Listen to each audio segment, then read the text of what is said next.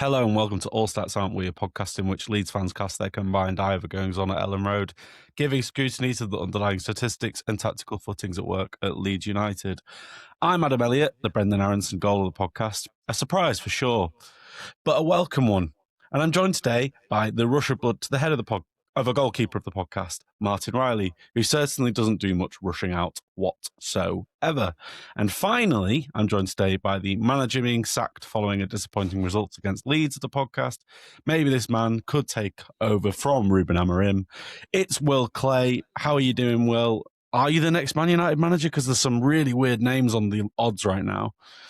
I could be. I've not got the nepotism element, I suppose it's not quite nepotism because he played for them, that Darren Fletcher's got. But I wouldn't start abusing my bosses in public in the way that Amorim did, because that's the lesson, right? Doesn't matter how bad you are at football, you get sacked once you start falling out with them in public. That's what's happened. So I won't do that bit, and I'd take tens of thousands of pounds a week to do badly, quite happily.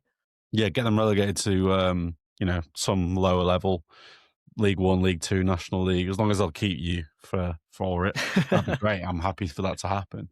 And are you well? Did you have a good Christmas, New Year's, all that? How are we feeling? Because I'm a bit worse for wear, I'll be honest. I think there's some residual, lot of drinking and eating over Christmas.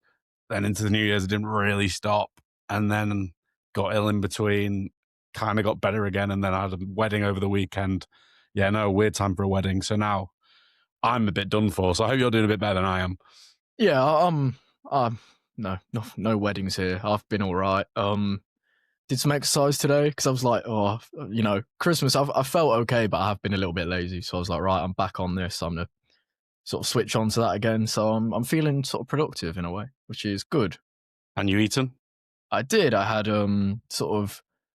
spirali pasta. I think it's the best pasta shape by miles. For like something with a sauce, because it like holds onto it better. I had that with like bacon, tomato sauce, garlic, onion, like nothing fancy particularly, but it all nice flavours. So I enjoyed that. Good stuff. I myself, before I come to Martin, had ravioli, and to be honest, I feel like I need to eat well for the next few days because if you hear me cough or sniff during this podcast, it's not illness, it's just some kind of like residual of what I've just been through for the last 2 weeks. That's why I've not been on the podcast for ages. So there might be a bit of rust as well. But Martin, you're not going to be rusty because you've not only eaten, I'm assuming, but you've also been podcasting regularly enough, or at least writing when we've not been podcasting. So thank you very much for that. And I hope you're well. But yeah, how are you doing? How was your Christmas, New Year, and what did you eat? Yeah, I've had a lovely Christmas and New Year. I went into it in more detail in the last pod, so I won't go into too much. But yeah, it was good. No complaints. For tea tonight, I've also had pasta, so we've all done pasta tonight. Nothing special, just tomato, basil, some cheese in there. Just something quick that we had stuff in because didn't have loads of time to cook with preparing for this pod. But yeah, it filled a hole, and I'm ready to pod with you guys. Glad to be back on a pod with Adam. It feels like it's been ages since I've been on with him. It's so weird that you say that though, because Dan might not come on for like 3 weeks, and that's like, well, yeah, that is a little bit of a while, but I'm not on for like 1 week or a week and a half or something. It's like, it's been ages since I've seen Adam. But yeah, I guess most people are used to hearing my voice and yours, Martin. So hopefully we're on top form today, like young Will is, whose body can definitely handle Christmas and New Year at this time of year. Maybe it's a sign I'm slowing down, Will. Anyway, I'll stop going on about that now. Obviously, we're here today to discuss Man United and that game that happened at Ellen Road in the icy cold. We're also going to do a bit of Newcastle chat in the latter half of this recording. It'll probably get split up into 2 podcasts, but we're doing it all in one go for people to know. Just a reminder that all of that will be on YouTube, so please go over, subscribe and like it. We might get some Newcastle fans listening. We got quite a lot of angry Sunderland fans that didn't like us very much. I hope that you lot are a bit nicer to us, because I know people from the Northeast are usually all right. And I'd like you to up the reputation of yourselves, although I think we might be saying some nicer things, Martin, maybe later on about them. But as for the Man United fans that are listening, you mean if you really want to hear us talk, then go for it. But don't think we'll have much nice things to say about you guys, because we never do. Anyway, obviously there's some discussion to be had. Maybe we're in the transfer window now. but there's nothing come up there. But in terms of the squad and where we're at with that, Will, it looks like we're very close to return to fitness for quite a lot of players. Obviously, Ampadu's only banned for one game. Will be back against Newcastle. Bogle was missing, which we'll discuss later, but that was a big miss, I think, against Man United. And Rodon was missing, but they're going to be back in training soon. So that means it might just be Dan James. So do we need to make signings, Will, is my question, because if the squad's in good shape and there's a lot of players back, do you really think we need to upset the apple cart, or where's your head at with that? I always think if there is an option to improve the squad, you take it. You don't do any of this, oh, but we might upset someone, because, sorry, like, football's football, get better, mate. Then you won't get replaced. No, I'd sign, ideally, I mean, we know that the kind of Harry Wilson profile, the like right wing attacking midfielder, like between that and Buonanotte breaking down, like late in the summer window, I think they'll be looking at that again. And I'd also like a striker that is actually a striker rather than a Joel Pirro will score against bad championship teams, but like can't really do anything else. Because, you know, credit to him, he at that level, you know, track record pretty much second to none. But in terms of what we need from a Premier League striker, unfortunately, I don't think he has it, and I don't think there's a way that he gets it. Yep, and we've been playing with two strikers, Martin, quite often recently.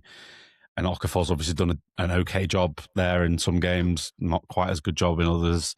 And then you've got Metra and Calvert-Lewin, who have got up and down injury records, more down in Metra's case, especially over the last few years. So it does make you think, that a striker might be useful. And like Will said, maybe that other kind of profile. Is there anything else you would want? No, I think you've covered the things which I would be after. I do think that we don't have much space in the squad as it stands. So I think we would need to see some outgoings before we were to really get some incomings there. If we were to bring in a striker, Perot would have to be one of the ones out the door. There's been some rumours of a Spanish move for Jack Harrison, going to link up with Carlos Corberan, which would be nice, probably just on loan, but that would be cool. Then we can bring in a loan to replace him, someone who maybe fits the sort of profile more what we want. I mean, yeah, he can be a good backup as a wing back on the left, but outside of that, there's not really a position for him with the new side, the way the side looks now. So I think my priority probably would be a backup striker to replace Perot outgoing, and then I think that's largely it. Maybe another attacking player like a 10 or a winger in case we do go more of a 3-4-3 or back to the 4-3-3. So it's just better to have some more attacking options just so we can mix things up a wee bit. But largely the squad is in good shape, I think. Yeah, like I said, it looks like it's going to be with these players coming back. So, yeah, in good shape in that sense. I wonder if we might swallow our pride with Buonanotte, and if there is a break clause with Brighton and recalling him, maybe we might be interested in a loan there. Don't know, not any inside info, just saying something that I'm thinking about a little bit recently. I wonder if that's something we might be interested in. If he is, I don't know. It'd be funny if we just like took him on loan and then just not played him for the rest of the season. Yeah, just to really stick the knife into him. Just like, you made the wrong choice in the summer. You should have come here instead of there. You fool. He is foolish because these are key, years of his life where he needs to develop and he needs to play regularly football, and he's not. So, but anyway, this pod is not about that. Like I said, we'll be discussing Man United first and then Newcastle second. But we decided not to analyse the Liverpool game recently, which I don't think we did really. Martin, did we? I'm behind on pods. I've just been too busy, so I've not listened to some of the stuff you said. We have not been able to do the Liverpool game. Then I apologise, but it was a 0-0, even though there were some chances. So I'm not too apologetic about that one. So we're just going to give more focus to our other Lancashire rivals, Manchester United, which I think is fine for everyone. Right, if that's everything for news, I'm going to get straight into the game summary, which goes as follows. Leeds approached the game in their usual 3-5-2 shape, with Ruben Amorim deciding with a similar formation, going with a 3-4-3 shape. For most of the first half, the away team had the majority of the possession. However, Leeds did not did have some spells of possession of their own.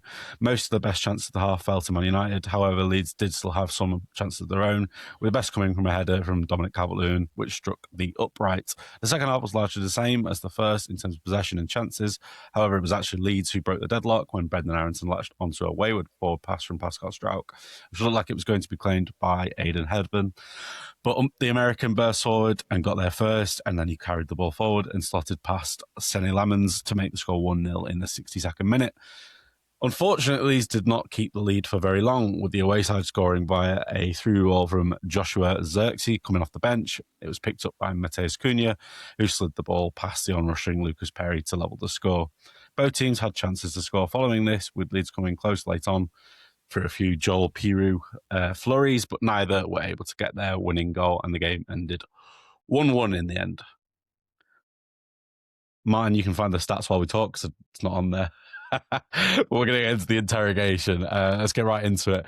This was a great opportunity to get 3 points against a pretty weakened Manchester United, wasn't it, Will? Many were saying we should have won here, or at the very, very least, we should have given them maybe a bit more of a game in most people's opinions. But as you can see from the stats, Leeds had 0.9 expected goals to Man United's 1.58. We had 11 shots to their 15. In terms of big chances, we had one. They actually had 3. So in that sense, a draw might have seemed mostly kind of fair based on how the game went. But did you feel like, yeah, this was a Man United team that were there for the taking? It's definitely a better opportunity than we've had in a long time. And like the game as a whole, it was quite nice to play them and not be like 2-0 down in 5 minutes like it kept happening under Bielsa, as good as he was. McTominay particularly seemed to have his number in those man-marking days. I think, like, yeah, you point to the injuries in the AFCON stuff, it definitely was a chance, and like even with those players available, Man United haven't been good this season necessarily.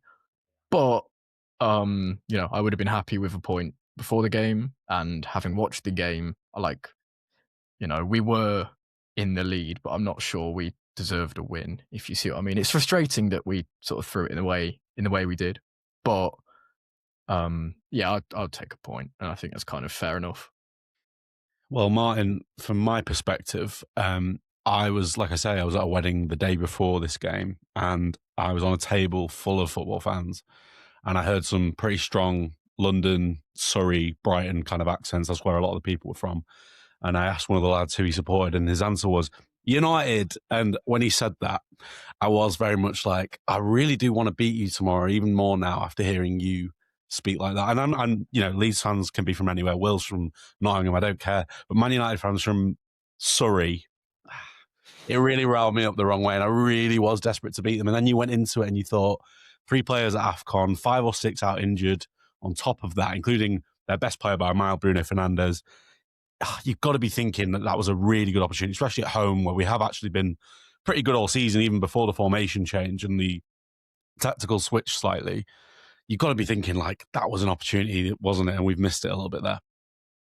Yes, I can definitely see that viewpoint, because they were at the weakest that they've been all season. They're without, like you say, a lot of their big players.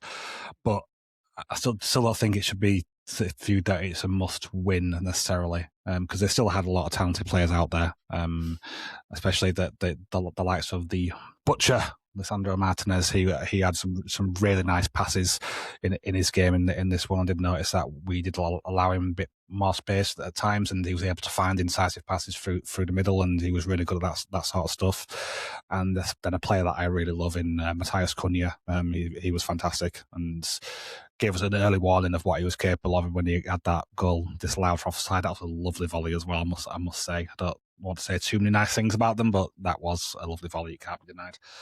But I think were we to do a few things maybe a little bit differently, things could have gone differently as well. I don't think the tactical setup was the best in terms of what we did out of possession. So I'm probably nipping ahead to the follow-up question. Apologies for that. So I'll just continue.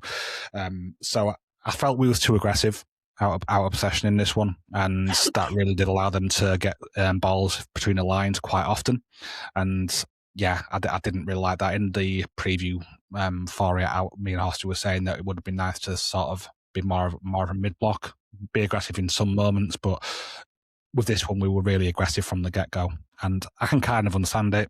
Home game against our bitter rivals, it makes sense that they maybe want to be a bit aggressive to start with, but that aggression kind of continued throughout it and was a bit too prolonged in a lot of sections for my liking, and it did allow them to find space to attack, and attack they did. That's why they created more chances than us in this game, more big chances as well.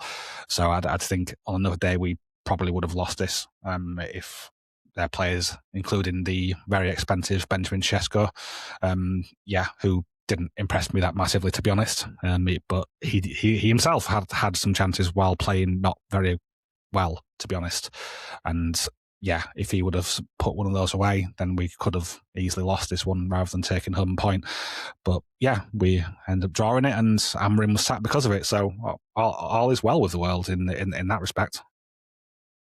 Yeah, and just to go back to another point about Cunha, he obviously hit the post as well, which was not a great chance, but it was a good effort, and it felt like he had his shooting boots on. Obviously, with the goal, the one that he was offside for, and then the one that hit the post, very, very good efforts, all of them.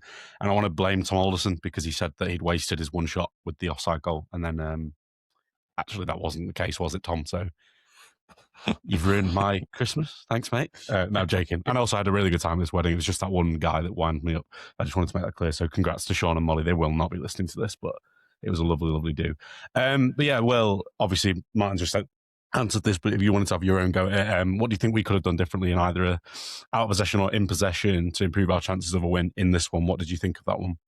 Out of possession, as Martin says, like the intangibles of like, we're at home, we're against rivals, get in their faces, like, fine. But it wasn't actually very sensible necessarily to go kind of as man-to-man, high-pressy as we did at times, because, yeah, particularly with Fernandes and Buemo, Diallo, all these like creative players missing, I would have much preferred to just like, if they've got the ball like in the sort of their half of the centre circle, don't care, just let them have it, would be my view.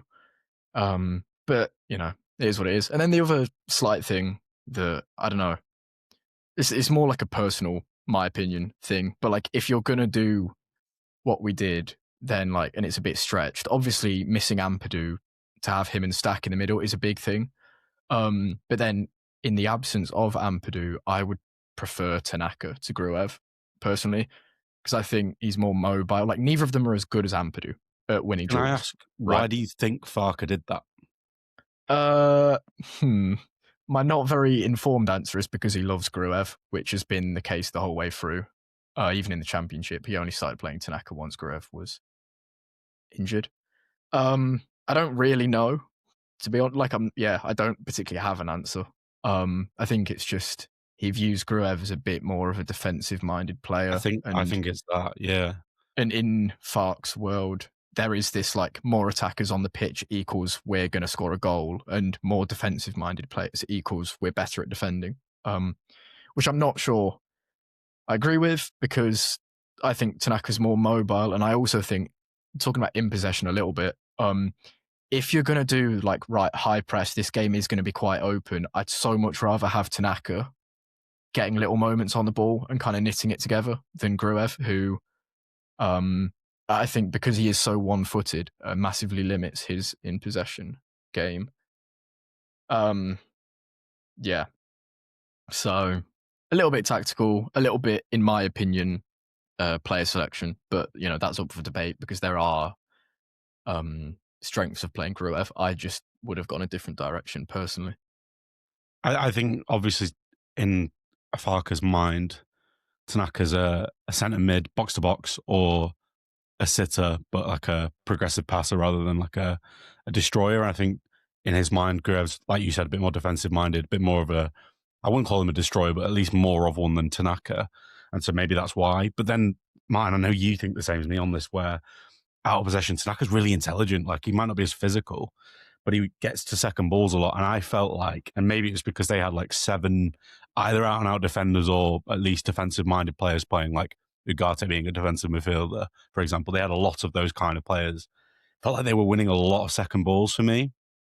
And I would have liked maybe a Tanaka because he's going to think about where the ball's going to drop a bit more. I don't think we were getting to those very well. I think Stack was the only midfielder that really did a good job of that. But that meant he was against Casemiro and Ugarte, who were both pretty good at it, and it was difficult. We weren't winning the scraps as much as we have in recent games. It was a real shame, to be fair, that Ethan Ampadu was out because he's just a really, really good player at that. And so, yeah, I just don't really get the Gruev thing like you will. I think I would have gone with Tanaka as well. He even looked pretty good when he came on, didn't he, Tanaka? I thought he looked pretty bright. I know it's an easier environment to come into late game when you've got a bit more energy and the opposition's starting to tire, but still, I would have liked to have seen him start the game for at least 60, 70 minutes. So that's where I'm at. Do you agree with our assessment there, Martin, about Tanaka and Gruev? Anything to add on that, or can I move on? No, I agree with what you're saying there, especially about Tanaka and his out of possession intelligence. The stats back this up as well. He's in the 92nd percentile for interceptions, and interception is the more thinking man's defensive action because you're trying to predict where the ball's going to go. And yeah, so it's less rah and more.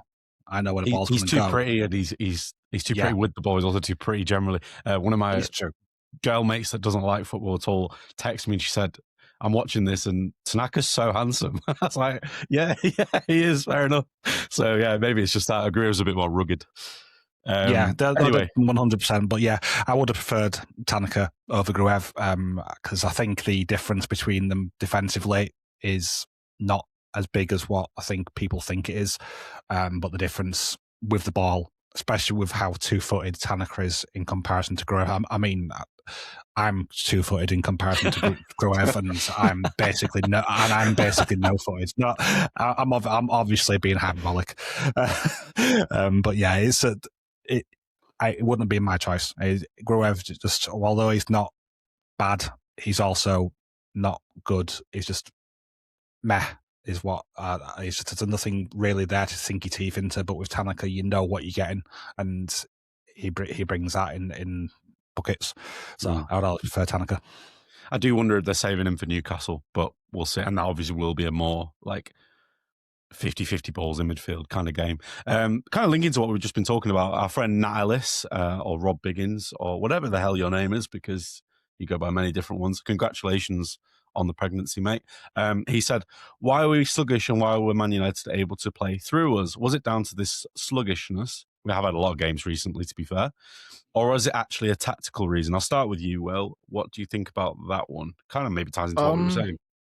Yeah, I think it was just a kind of aesthetic thing of we were high pressing and Lisandro Martinez, as much as the whole butcher gimmick for a man who's like 5'4" is very silly. He is like actually very good with the ball. So if you try and high press against him, like he's going to be better than your average centre back at playing through that.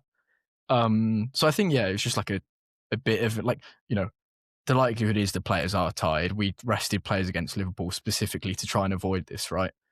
So I'm sure there is tiredness, but I also think the sluggishness is in part just an aesthetic of like trying to high press and it not going very well. Whereas if we high pressed centre backs that couldn't pass and we were winning the ball all the time, there wouldn't be that same image of being tired. I think particularly, you know, as the ball came into one of their midfielders and then they spin and then the whole team's on the back foot. It's kind of a knock-on effect because I thought on the rewatch, like one of the bits where we really looked leggy was just we had a corner even, you know, where it came to Gruev and he just like volleyed it and then just didn't even do that. And then wasn't like that with his right foot? I'm not sure. One of the rare ones. If it's maybe. The one I'm thinking of. But yeah, like he sort of shaped to volley it and then pulled out, and then the whole team was just like trying to chase back. And I just think it's little decisions like that, like with pressing and not quite getting there, that mean, you know, you're turning around facing your own goal, which is never a good look for the sort of how physically fit are you looks, if that makes sense. Yeah. Martin? So I wouldn't really call us sluggish. because I do think the energy levels were there. But like I said before, the choice to go with a high press in this one was the wrong one, which maybe led us to look more sluggish than what we actually were, and just meant that they were able to play through us quite easily at times. And yeah, it just was the wrong choice. We have looked better this season whenever we are sitting in more of a mid block than a aggressive high press. There has been some games where we have created chances from these high turnovers, but I'd much rather we're doing that around the halfway line than pushing further up into the opposition half and really going at them like we did in this one. So yeah, that's the main thing about it for me, was the choice to go with the high press, and especially with the amount of games we've played recently, it probably wasn't the best choice for sure. I think we've all said this privately this season in our group chat. John agrees with it as well, that the worst games this season have been when we have gone with a more higher press and it hasn't looked as good. I think Farker implemented it for intangible reasons. I think he wanted to get the crowd up. I think he wanted to get them excited and be like, go and get in their faces and make it difficult for them. But they actually played around it pretty nicely. And then the crowd went flat, so it didn't work. But yeah, I think that was the plan, probably. And then, yeah, to be fair, like, I do think there is a bit of, I know what you're saying, Martin, the energy levels are largely there with a lot of players, but there's definitely some players that he's playing that he wasn't planning to for all these games in this period. And he has had to because of injuries. Like Bogle would have probably played here. And Justin would have come out. But he even said, like, after the game, that Justin, I think Gruev and maybe one other that I'm forgetting now, weren't quite at the fitness levels, maybe the kind of match fitness levels to play as much as they have. But he didn't really have a choice because of the injuries that we've had. So it'll be big around, well, it's kind of a good time after this Newcastle game because we've got the FA Cup weekend, so we can give another bit of rest for some players and get some players back in who have been out recently. But then after that, you know, it should be good timing. Players should be all back at once, hopefully. So that'll be nice. I also then had a question from Tommy, which really boils down to if you think drawing too many matches is a problem. So not specifically just this match, but just in general. Do we think we should be more attacking? Now, Will, you were getting into this a little bit with him, so I'm going to let you just hold the floor here as well and just say what you need to say. So my it's like answering a question, but like taking it a little bit differently. So in general, our good friend Neil Warnock used to say that like you may as well go for it because winning one, losing one is better than drawing two, which I do agree with.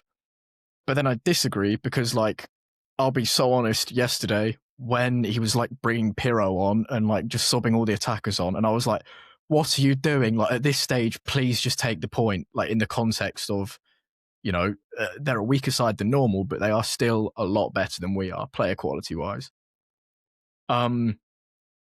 So in terms of, are we drawing too many matches? I don't think it's like a deliberate plan to draw them. It's just the way it's happened. We could well have lost. We probably did deserve to lose against Liverpool.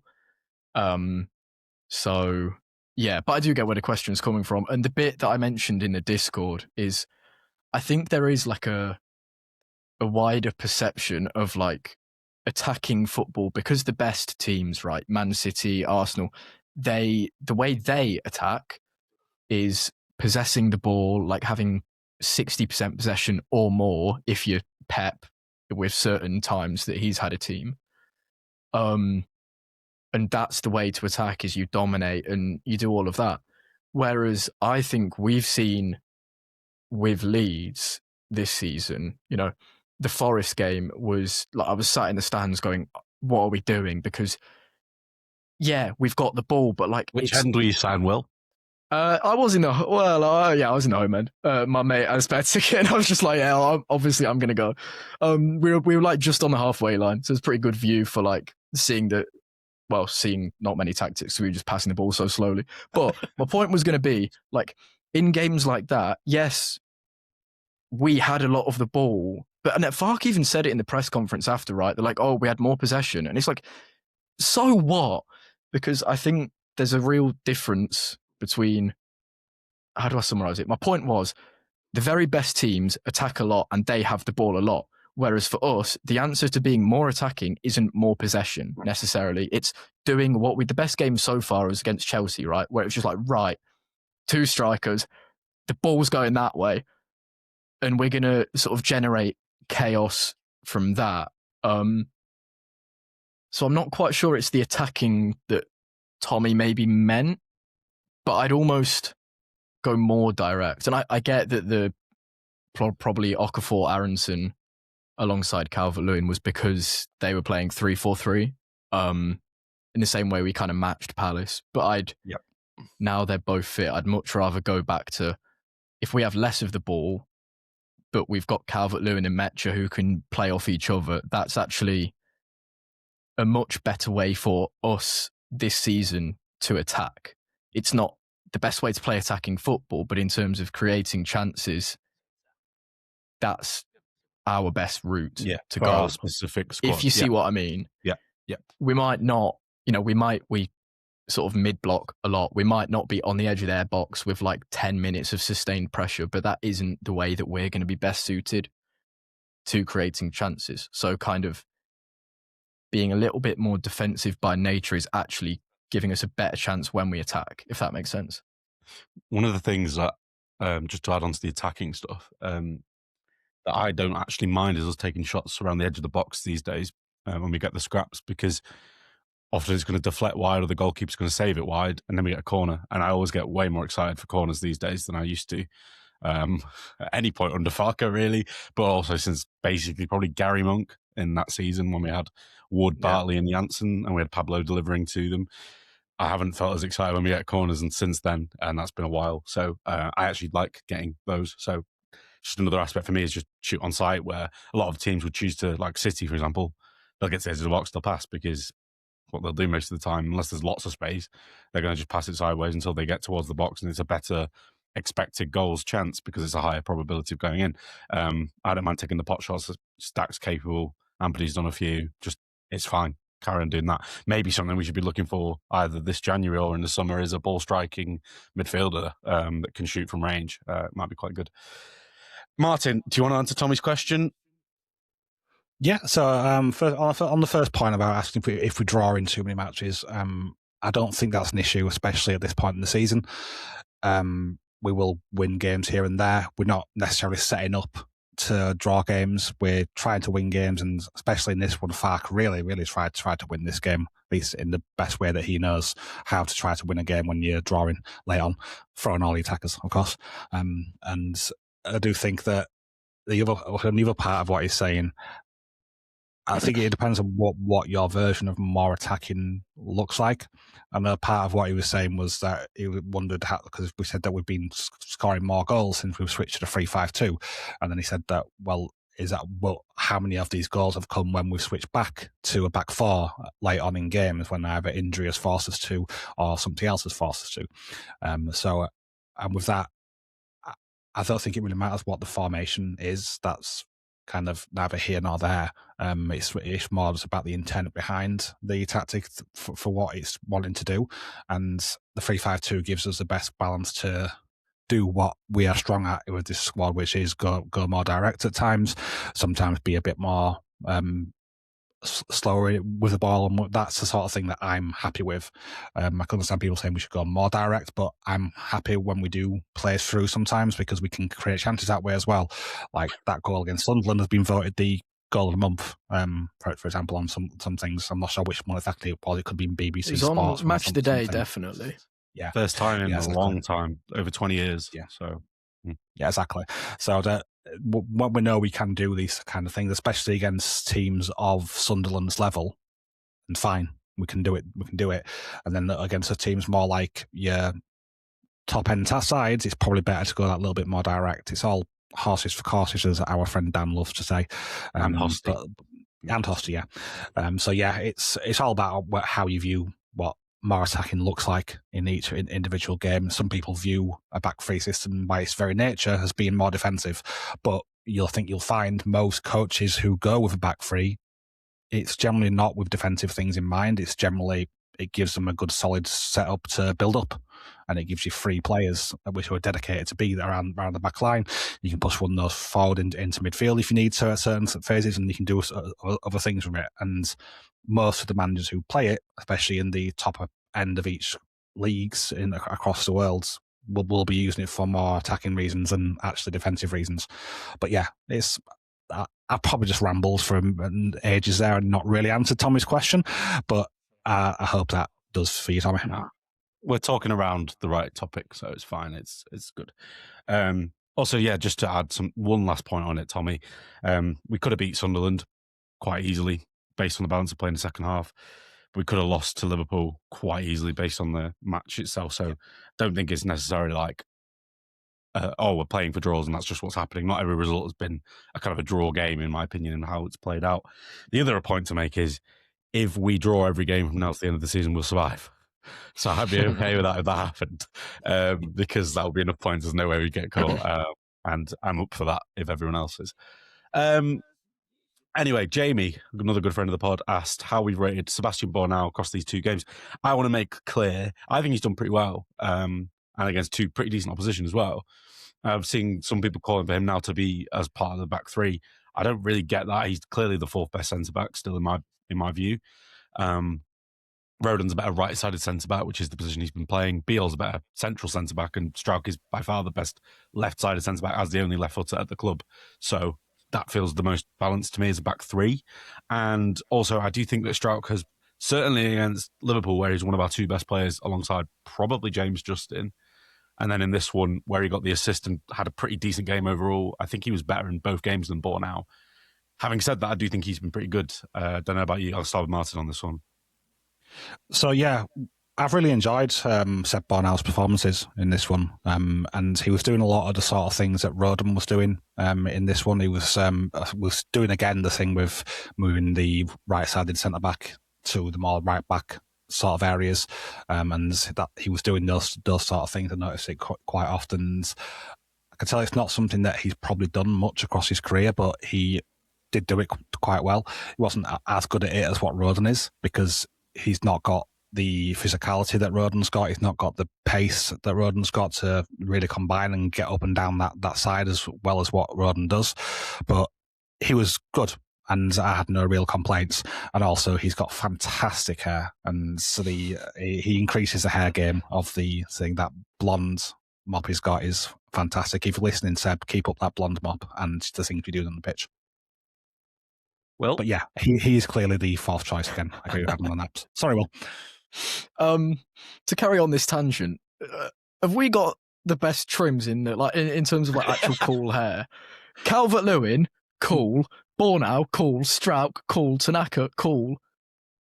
Like maybe. Four. Perry's made a comeback. Perry's on the up. Yeah, I know this is the insight people come for. So yeah. Anyway. To answer the actual bit about Bornau, I nearly said it earlier in the recording. You mentioned about players not quite being match fit. Bornau is probably one that Fark did mention.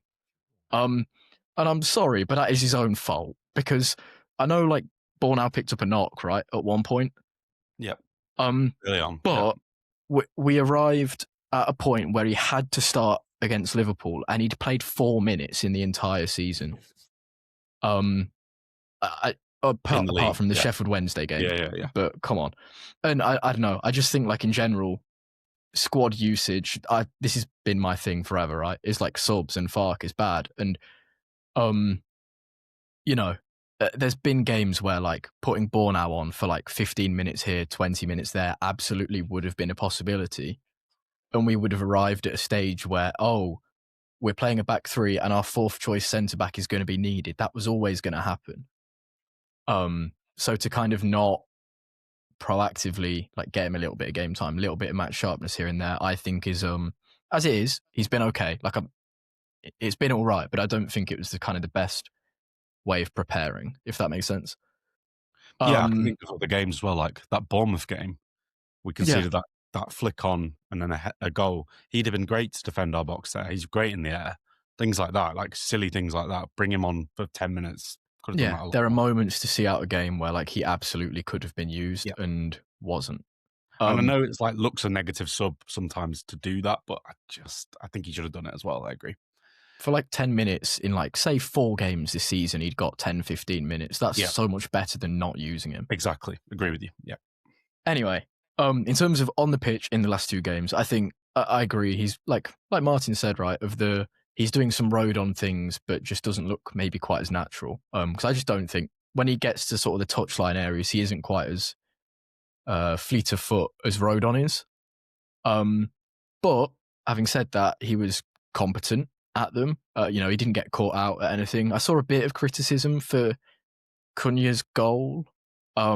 Save that. We'll talk about that later. Which, yeah, maybe not. I don't really know. But I think, for what was it, 2 or 3 million we got him for?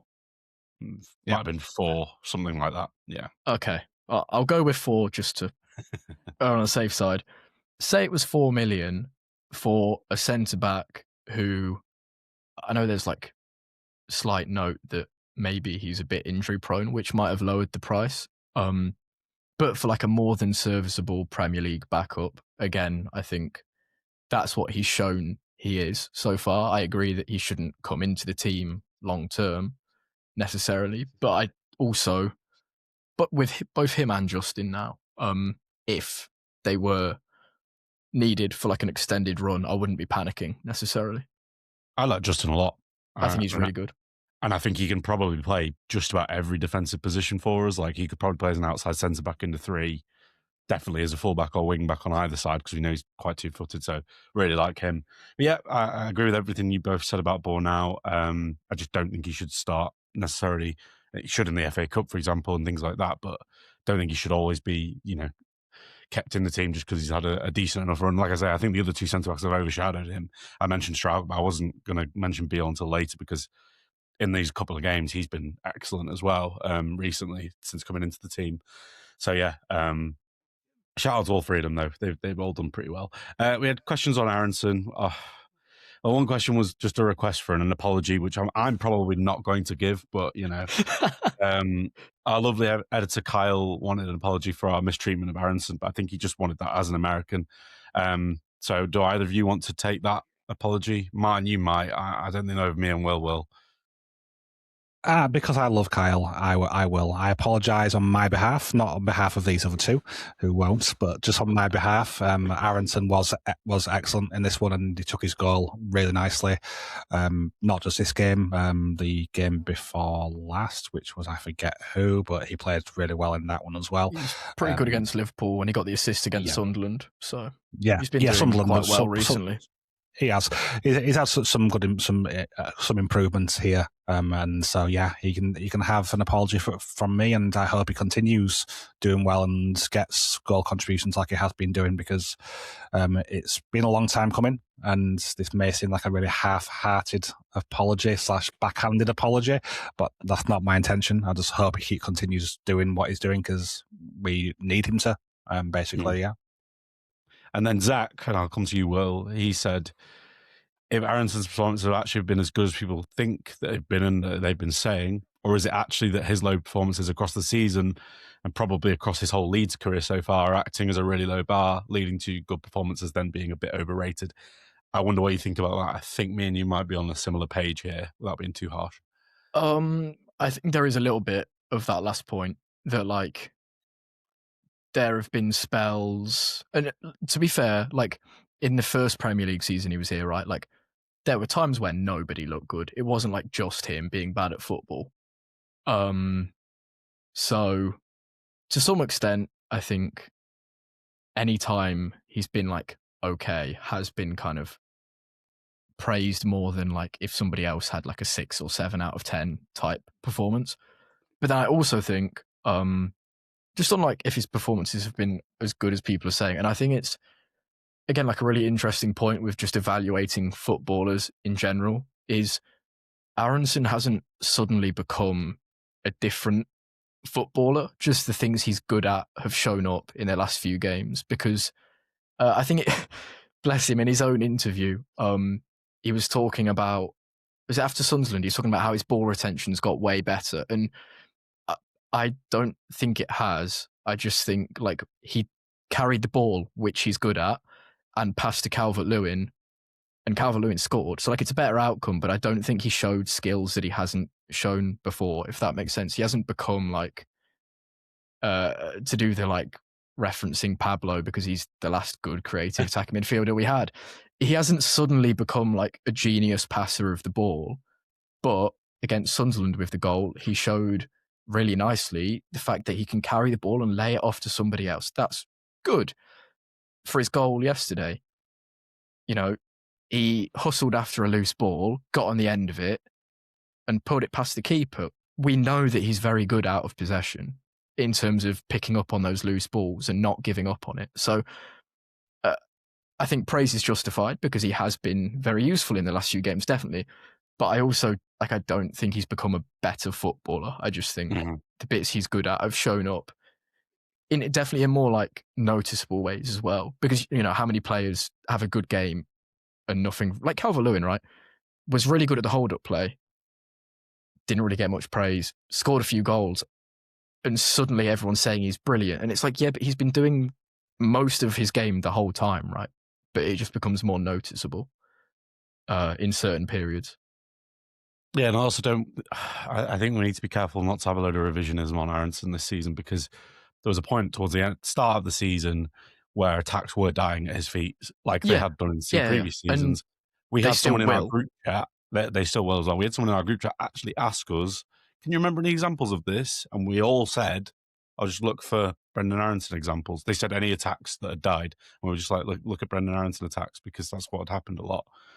So it's good that he's been better recently, but that still happened this season. And that said, he got 4 goal involvements in our last Premier League season. He's already got 4. We're halfway through. So there's a bit of improvement there, which is great. And he hasn't actually always been a starter as well. So that's not bad.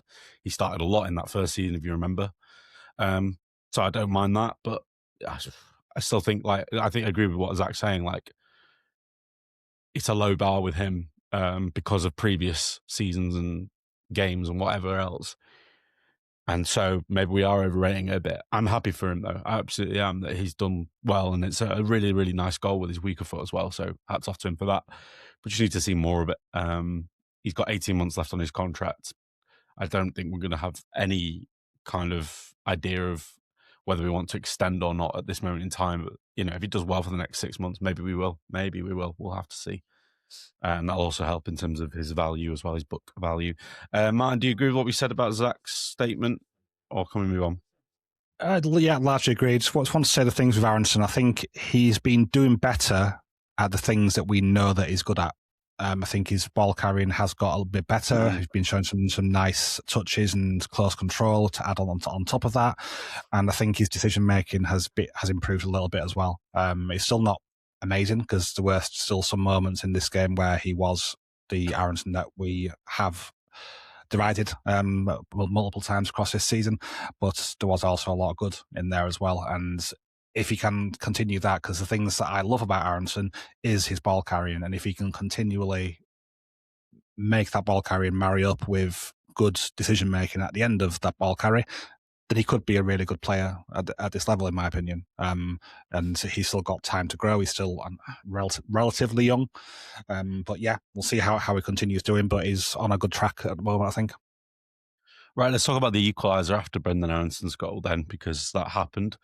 There's been a bit of discussion about where fault lies in terms of people tracking runners. I think Strout went one way to track a runner, but I know that it sounds like on this podcast that we just make excuses for him, but the outside centre-backs are allowed to roam a little bit more in a 3. They're allowed to do that. They're allowed to go with runners. They're allowed to go wide a little bit more. They have to.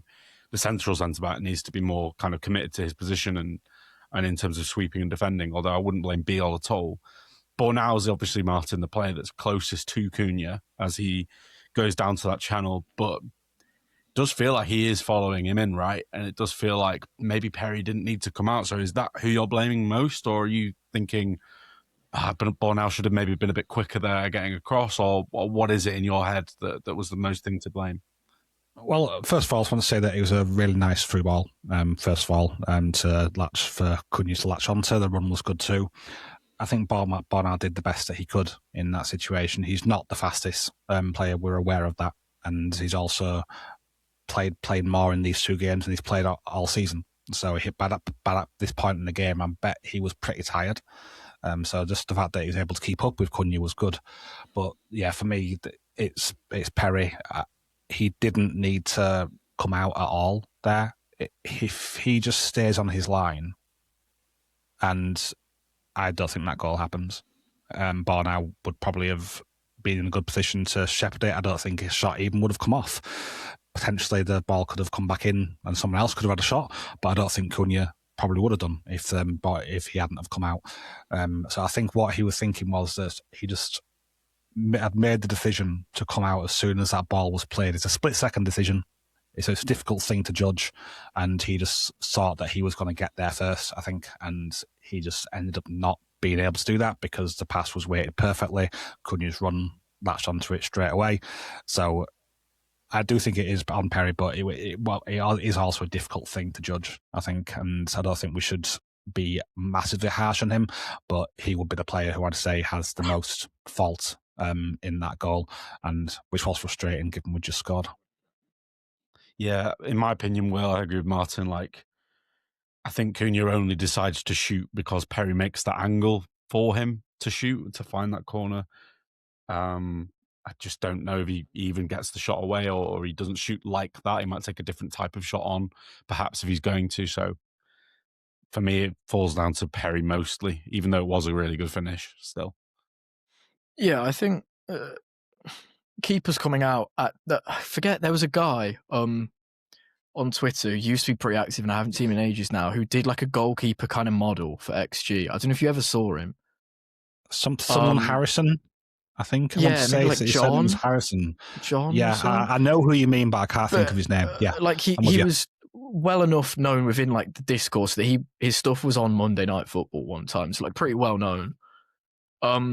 Yeah, he had a model about like actually coming out isn't always a very good idea, and I think this is kind of the example of like if Perry stays on his line, it makes Cunha have to think about what to do, whereas kind of as you said, Adam, like with Perry coming out, as long as Cunha gets the ball past him, it will roll into the net. So I think play, and I guess as a keeper, all you can do is like play percentages, right? And I unfortunately think coming out there kind of increases the chances of a goal. Although that being said, like I'm sure there'd be another game where he rushes out and somebody who isn't as good a finisher as Cunha like gets panicked by the fact he's come out and shanks his shot or hits it straight at him or all of these things. So, Perry maybe could have done better, but there is two very, very like well taken moments of Xerxes laying the pass off so well and then Cunha taking it as he did. So he probably could have done better, but also kind of like we mentioned earlier that Man United aren't necessarily a good football team, but they do have players that are very good at football. That was kind of an example of two of them just picking moments out of nowhere, even though they weren't particularly good as a team. Yep, totally agree. Speaking of performances, then let's end on some high notes then. Whose performances pleased you most in this game, Will? And out of all of those, who was the man of the match for you? BO was really good, wasn't he? We said he's a warrior. Yeah, it's been a theme. Because even I thought there was a few moments as well where the game did get a bit more stretched, and he was defending larger spaces, which is probably the weakest area of his game. But he still managed to sort of marshal Sesko, who I don't know. I haven't watched much of him, but how good he actually is seems kind of up for debate. But nonetheless, BO did like give him nothing. The only time he had like a clear shot was the header where he was like 2 yards offside. So completely fine with that. I thought Beal was really good. I thought Stack, it's almost becoming a bit boring. Like it's not, Stack played well. It's just, Stack is a good footballer. Like I don't think he had a remarkable game by his own standards, but again, he just was very good. In sort of the wider sense. Yeah, and then this is like not someone being good. It's just something that I was going to mention earlier and forgot. What's either of your opinions on Mecha coming on at left wing ahead of Nonto or Harrison, or because it's become like a little bit of a theme, and I don't really understand why. Mine, you can go. I Honestly, in this game, I didn't mind it too much. I thought Dementia did some good things, and he's got a decent amount of pace behind him. I think he just wanted someone who had a bit more height in there, and someone who could potentially win second balls a bit better than Gnonto would have been able to, or Harrison would have been able to. But I still think I probably would have preferred Gnonto in the scenario that the game had at that point, and or maybe bring them both on. I think that could have been a possibility as well. But yeah, it wasn't the best thing in the world. It also wasn't the worst for me personally. I get the height thing.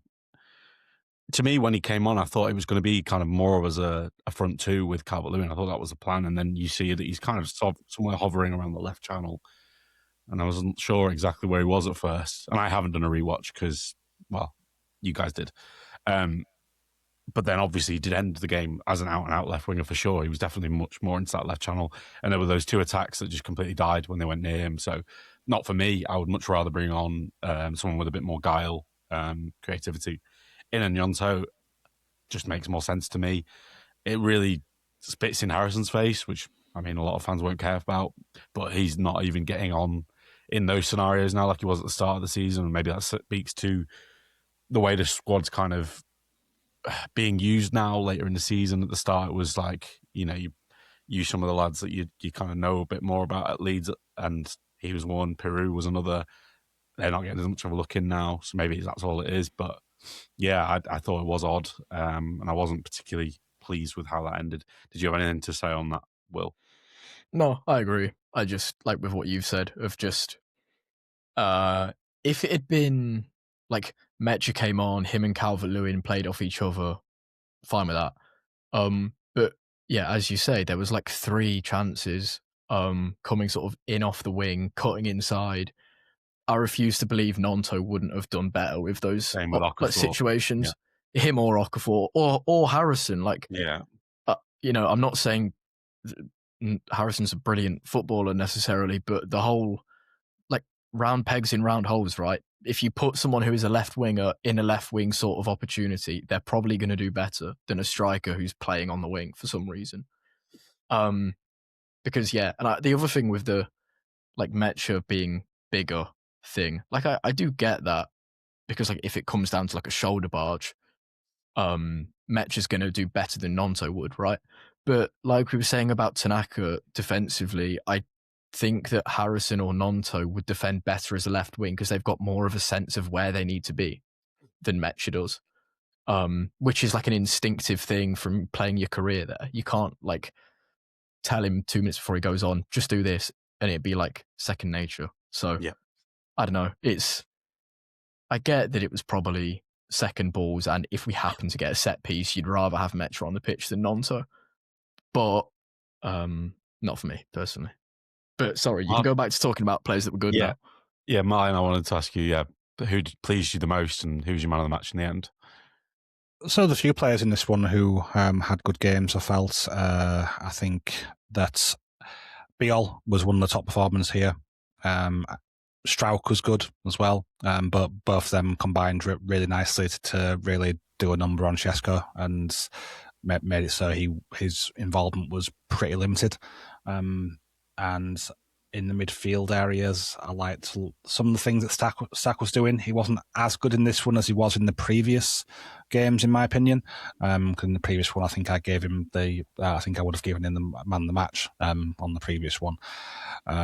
Aronson was also really good in this one, but if I had to pick who out of all these was my man of the match, it was Biol for me.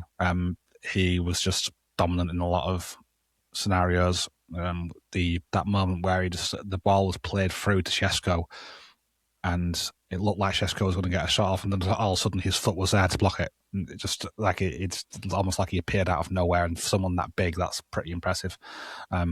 So yeah, I just felt like he was really good and he's really starting to gel with this squad, and the strengths of all the back line working together along with masking the weaknesses in some of these players is really good. It dovetails really nicely. Like Biol's not the best in the shorter passing sort of things, but he's really good at longer passing. Pask is good at all those things obviously for passing, but maybe he's not as good defensively as what Biol is. So these sort of things all tie together, and then this one, Biol's strengths were just in evidence throughout. And if it wasn't for the forms he put in, I think we probably would have lost this game, in my opinion. He was great, but it was close when I think Aronson was second, who had to say. I'll keep it pretty short. Aronson won the online one, didn't he? The fan vote by a landslide. 70-odd%. Yeah, which I don't know if I'd agree with, even though he'd be up there. Gosh, there's going to be some people that really haven't liked what me and Will have said about Aronson here today, but that's fine. He was still one of the better players for sure, but I agree about, yes, his Strout was really good. Biol was really good. Stack, I wanted to just give myself a pat on the back because I said in the summer that there was a really good chance that he would be perceived as our best player eventually over the course of the season. He might have been straight away. I think a lot of people would now have him certainly in their top three. And every game now, like Will said, it feels like he's just a good player. So puts in pretty good performances. And we've got to remember that he's been running to the ground because of the injuries we've had. Like, he's just had to play every midfield minute. He doesn't even get subbed off, which can't have been helping. But he's still ended games fairly well. He's never, ever done this busy Christmas festive schedule period either, because Bundesliga take a nice long break at Christmas time. So this is a very unusual time of year for him to be playing like twice a week. And normally he gets 0 games. So yeah, hats off to him for this entire period, really, because I've not been on a pod and I wanted to give him a shout out because it's been excellent. But yeah, Biol, probably my man of the match. So I actually think we're all on the same page with that one. We described him as a warrior on our scout report when we got him, when we did our stuff in the summer. And yeah, he's certainly shown that a lot recently against his good mate, Benjamin Šeško as well, marshalling him because they play together, don't they, at international level. But that's it, I think. We're going to end the pod here because there's no need to, go into a Newcastle preview and make it all one big thing. So we're just going to end it and restart. Even though I said it probably would be one pod, it's fine. Martin has decided we're not doing that halfway through this, which I agree with. So please like, subscribe, all that good stuff. Patreon.com/ASAW Patreon is where you can find us if you want to hear some bonus stuff. Over this period, we're definitely going to be recording something while it's FA Cup weekend because we certainly will not be covering that Derby County game where I am terrified of John Eustace and losing. So yeah, please make sure you're subscribed on there because you'll see some bonus stuff for sure. It's a transfer window as well, guys. Remember that. There's got to be stuff coming out if we make signings as well. All that's left for me to say then, I guess, is thank you very much to Martin. Thank you as well, mate. And thank you very much, you, William. It's been great to have you back on. Cheers, Adam. It's been good. And thank you, dear listeners. And we'll see you very soon. Like I say, we'll be previewing Newcastle straight after this, and it'll probably be in your feed not very long after at all. So see you soon. Goodbye.